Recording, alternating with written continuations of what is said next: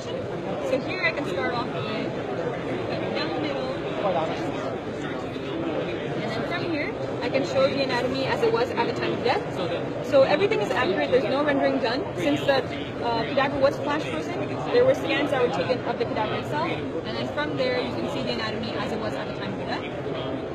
You can also isolate or annotate different parts of the system.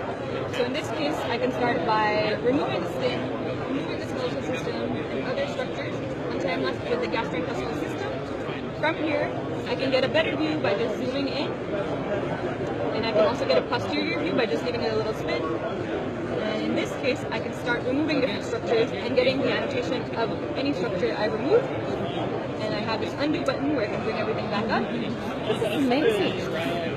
And in this case, you can also have concurrent views of, let's say, the muscular system and skeletal system, and also start removing different areas to see regional anatomy and other types of anatomy as well at the same time. If you don't want to look at the anatomy as a whole, you can also see regional anatomy. So in this case, I have the female head and neck. To mimic something that you find in surgery, you can also do natural cuts. So in this case, I have an incision made, and you can also see the relationship between the skin, the fat, and other structures. And as I showed earlier, you can go ahead and also remove structures here and press this undo button.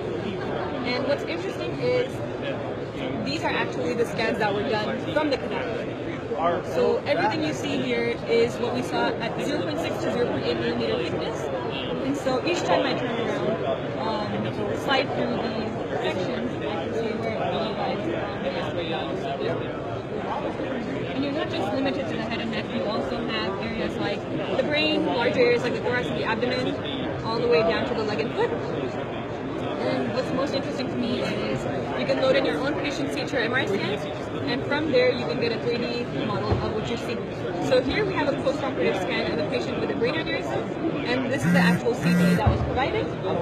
You can go ahead and slide through the CT and see exactly where the clips were placed as well. So if I go down here, it'll show where it is in the foot. And same functionality as before.